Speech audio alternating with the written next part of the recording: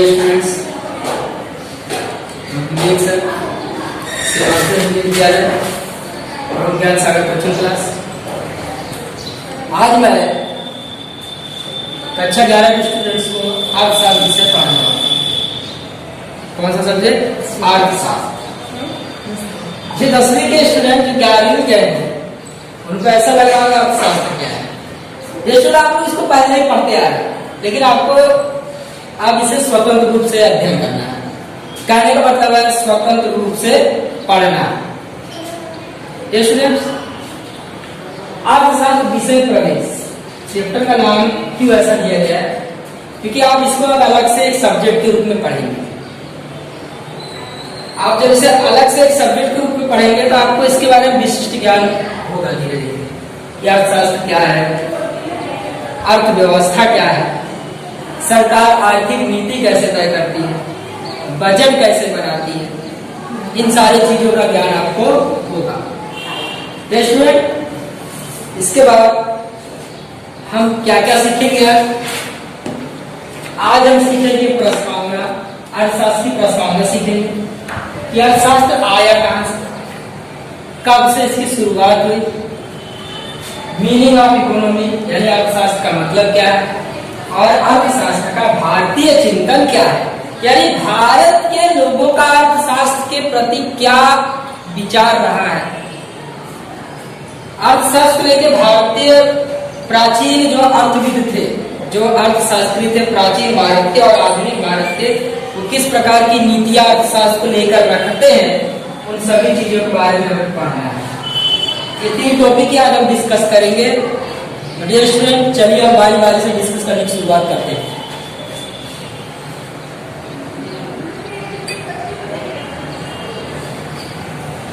My dear student, प्रस्तावना का मतलब क्या होता है? कई बार आप प्रस्तावना शब्द पढ़ते हैं, चलो आप इसका मतलब बताते हैं। आपको शायद पता होगा हमारे संविधान की प्रस्तावना भी होती है।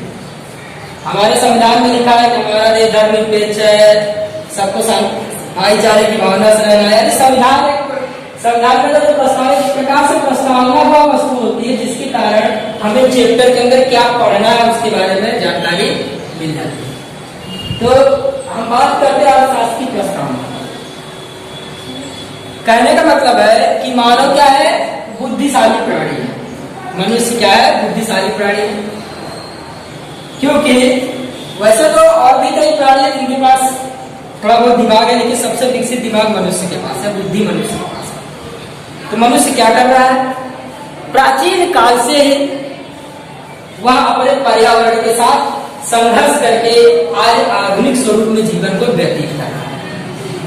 कहने का मतलब है आधुनिक स्वरूप में जीवन को व्यतीत कर, इसका यह मतलब नहीं प्राचीन काल से आधुनिक काल में आ गया। इसका यह मतलब है कि मनुष्य ने धीरे धीरे संघर्ष किया है और संघर्ष के फलस्वरूप विभिन्न नीतियों को अपनाया है, और उसी नीति में एक प्रकार की नीति होती है अर्थनीति। इसके बारे में चर्चा कर रहे हैं, अर्थनीति। मनुष्य ने समाज में रहने के लिए सामाजिक विज्ञान का उपयोग किया। समाज में रहकर जो ज्ञान हासिल किया उससे सामाजिक विज्ञान आया। जो नई नई खोजें की उससे विज्ञान का उद्भव हुआ। इसके साथ साथ मनुष्य ने ग्रुप बनाकर, संगठन बनाकर किसी एक मुखिया को चुनना शुरू कर दिया। यानी अपने एक, कहने का मतलब है एक ऐसे प्रभावशाली व्यक्तियों को चुनने लगा जो उसके सारे मामलों की देखरेख करे और उसके समाज की देखरेख करे। उससे राजनीति विज्ञान का उद्भव हुआ। राजनीति विज्ञान का उद्भव हुआ। तो कहने का मतलब है कि इन मनुष्य के क्रियाकलापों से सारे विज्ञानों का उद्भव हुआ है। तो उसी में से है एक अर्थशास्त्र। अर्थशास्त्र का उद्भव कैसे हुआ? तो मनुष्य रोजमर्रा की चीजें, जो भी चीजें लेता था, जो भी चीजें प्राप्त करता था, उसको पीढ़ी दर पीढ़ी ट्रांसफर करता था। जो भी ज्ञान हासिल करता था उसको वो पीढ़ी दर पीढ़ी ट्रांसफर करता था। इसके बाद क्या हुआ?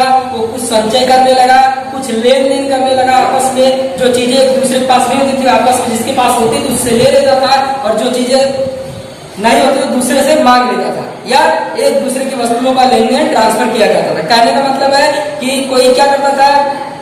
कहने का किसी का प्राचीन काल में मनुष्य का शिकारी जीवन जीता था। अगर किसी को साहित्य शहद लेता था, उसके बदले मांस दे देता था, या मांस की जरूरत हो तो मांस को लेकर शहद को ट्रांसफर कर देता। इस प्रकार से क्या होता था, एक दूसरे से लेन देन का व्यवहार जारी रहता था, जिसके कारण धीरे धीरे अर्थशास्त्र का उद्भव हुआ और अर्थशास्त्र में धीरे धीरे क्या क्या विकास किया। स्टूडेंट, विकास ऐसे ही नहीं हुआ, मनुष्य धीरे धीरे गणना करना सीख गया, चीजों को भली भांति समझने लगा और इस प्रकार से अर्थशास्त्र का उद्भव हुआ है। आपका टॉपिक क्या है स्टूडेंट? ओवर। अब दूसरा टॉपिक चर्चा करेंगे, अर्थशास्त्र का अर्थ।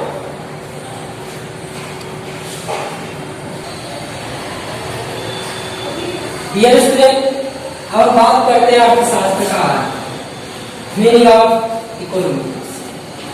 देखिए स्टूडेंट, अर्थशास्त्र में जो अंग्रेजी शब्द है इकोनॉमी, क्या है? इकोनॉमी।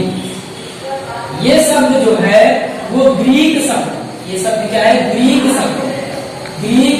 ग्रीक शब्द है ओइकोनोमोस। क्या है? ओइकोनोमोस पर से आया। अब ओइकोनोमोस क्या है स्टूडेंट? तो देखिए, इकोनॉमी शब्द जो है वो इकोनोमोस एक ग्रीक शब्द है, उस पर से आया हुआ है। मैं बताता हूँ वो इकोनोमोस का मतलब क्या होता है। तो देखिए, ओइको का मतलब होता है निजी मालिकी।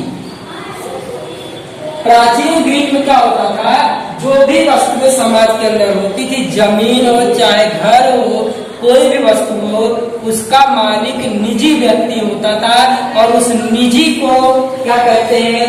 ओइको कहते हैं। अगर मालिक है तो उसकी देख रेख करेगा, उसकी व्यवस्था करेगा। तो यहाँ पर ओइको का मतलब होता है निजी मालिकी। निजी मालिकी का मतलब है खुद मालिक होना। यहाँ पर क्या होता है, किसी संपत्ति का मालिक कोई एक व्यक्ति होता था। और नोमोस, जैसे नोमोस का मतलब क्या होता है, मैं आपको बता देता हूँ। नोमोस का मतलब होता है व्यवस्थापन करना। नोमोस का मतलब क्या होता है? व्यवस्थापन करना। व्यवस्थापन करने का मतलब है घर है और भी प्रॉपर्टी है, जाहिर सी बात है उसकी देख रेख करना होता है, मैनेजमेंट करना होता है। अगर ठीक तरीके से कहा जाए तो व्यवस्थापन का मतलब होता है मैनेजमेंट करना। अब हम बात करते हैं अर्थशास्त्र में क्या क्या और भी इसके मतलब हो सकते हैं।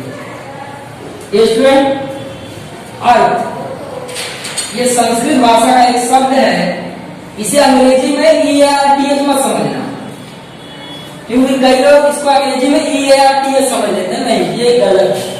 ये अर्थ मतलब होता है कुछ अर्जित करना या प्राप्त करना। अर्जित करना या प्राप्त करना। कहने का मतलब है कि आप लोग, कोई भी आपके घर में बड़े हैं, वो काम किस लिए करते हैं? कुछ अर्जित करने के लिए करते हैं, कुछ प्राप्त करने के लिए करते हैं। डियर स्टूडेंट, एक बार मैं और अच्छे से आपको अर्थशास्त्र का अर्थ बता देता हूँ, ध्यान से देखिएगा। तुम्हें देखना समझ में आया, एक बार और अच्छे से देख लीजिए कि क्या क्या इसका मतलब होगा। बारी बारी समझेंगे। देखिए स्टूडेंट, हम शब्द से जाते हैं। अर्थशास्त्र, अर्थशास्त्र इंग्लिश में इकोनॉमिक्स, ठीक है स्टूडेंट। और ग्रीक भाषा में क्या है? ओइकोनोमोस। अब देखिए, तीन शब्दों से हम अर्थशास्त्र का अर्थ निकालेंगे। अर्थ मतलब क्या होगा? संस्कृत में अर्थ का मतलब होगा अर्जित करना या प्राप्त करना। संस्कृत में क्या होगा? अर्जित करना या प्राप्त करना या इकट्ठा करना ही अर्थशास्त्र कहलाएगा। देखिए, अर्थ शब्द के अनेक अर्थ होते हैं, लेकिन अब यहाँ पर सिर्फ एक अर्थ जानेगा। अर्थ मतलब अर्जित करना, प्राप्त करना, संग्रहित करना और उसका धीरे धीरे उपयोग करना। इसी प्रकार से हम इसका आधुनिक अर्थ जानते हैं, इकोनॉमिक्स। अर्थशास्त्र को इंग्लिश में इकोनॉमिक्स कहते हैं, जो ग्रीक भाषा के शब्द ओइकोनोमोस से आया हुआ है। अब ये शब्द ओइकोनोमोस का क्या अर्थ होता है? ध्यान सुनिए, ओइकोनोमोस। ओइकोनोमोस में कोइको शब्द है, इसका अर्थ होता है निजी मालिकी। जैसे आपका घर है, आपके घर का भी कोई एक व्यक्ति मालिक होगा, तो कोइको का मतलब होता है निजी मालिक और नोमोस का मतलब होता है व्यवस्था करना। अब मैं एक शॉर्ट एग्जाम्पल देता हूँ। कहने का मतलब है कि आपके घर में कोई बड़ा व्यक्ति होगा, कोई घर का मेन व्यक्ति होगा, जो घर की सारी चीजों का मालिक होगा, हर चीज का वो मालिक है। इकोनॉमिक्स कहाँ से आया हुआ है? कोइको से। कोइको का मतलब होता है निजी मालिकी। क्या होता है स्टूडेंट? निजी मालिकी। मैंने अभी इसके पहले आपको बताया। नोमोस का मतलब होता है व्यवस्था, व्यवस्था करना। यानी कोई किसी परिसंपत्ति का मालिक हो, उसकी व्यवस्था करता है। कहने का मतलब है कि आपके पिताजी आपके घर में जो अगर जो भी मालिक हो, वो क्या है? उस संपत्ति का मालिक है और घर में उस चीज की व्यवस्था करते हैं। ओइको का मतलब निजी मालिकी। प्राचीन ग्रीक में ओइको का मतलब निजी मालिक होता था और नोमोस का मतलब होता है व्यवस्था करना। यानी संपत्ति का निजी मालिक होना और उसकी व्यवस्था करना ओइको नोमोस कहा जाता है। और इसी ओइको नोमोस पर से इकोनॉमिक्स आया हुआ है। उम्मीद है स्टूडेंट आपको समझ में आएगा। अब हम बात करते हैं अर्थशास्त्र भारतीय चिंतन। हमारा आखिरी टॉपिक है, क्या है? अर्थशास्त्र का भारतीय चिंतन। अर्थशास्त्र का भारतीय चिंतन। भारतीय चिंतन यानी भारत के जो प्राचीन लोग थे, वो अर्थशास्त्र के बारे में क्या सोचते थे, ये मैं आपको अभी बताने जा रहा हूं। डियर स्टूडेंट, अर्थशास्त्र में भारतीय लोगों का भी काफी योगदान रहा है। उन्होंने भी अर्थशास्त्र के बारे में काफी कुछ जानकारियां दी है।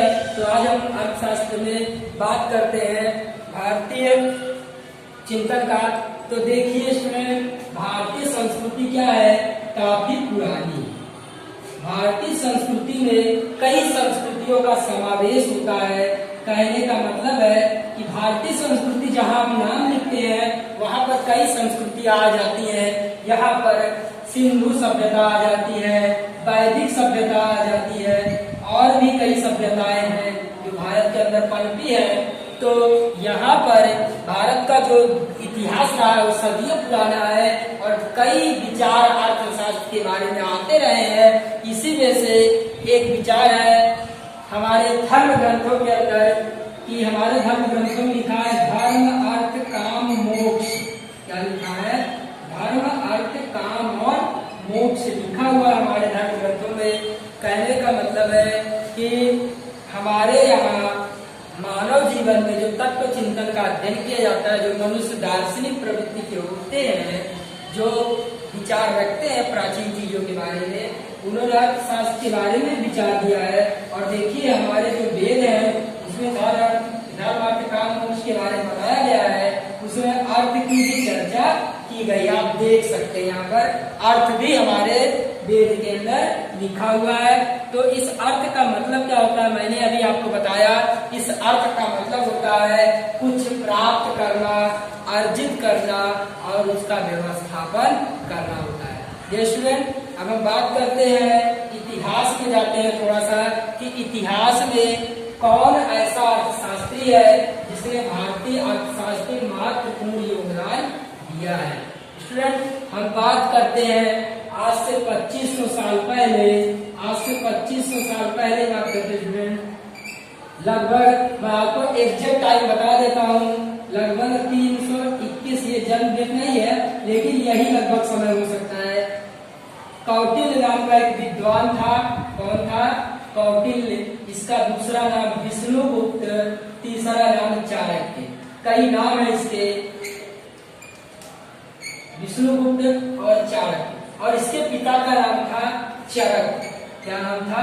आचार्य चरक। 10वीं वाले चरक विष्णुगुप्त के पिता का नाम था आचार्य चरक। और इन्होंने क्या विचार दिया इसके बारे में देखते हैं। इन्होंने कहा था आज से 2500 साल पहले इनका विचार था कि जो अर्थशास्त्र है जो है वो जमीन से जुड़ा हुआ है, पृथ्वी से जुड़ा हुआ है। कहने का मतलब है अर्थशास्त्र किससे जुड़ा है? पृथ्वी से जुड़ा हुआ है। मनुष्य कोई भी क्रियाकलाप क्या करता है, जो भी काम करता है वो जमीन पर रहकर करता है। घर बनाता है, खेती करता है, खनन कार्य करता है, यानी कोई भी प्रवृत्ति होती है उसकी सारी की सारी प्रवृत्ति किससे जुड़ी होती है? जमीन से जुड़ी होती है। और जो भी काम करता है सारा का सारा काम जमीन पर करता है, यानी कौटिल्य ने अर्थशास्त्र का केंद्र बिंदु किसको माना है?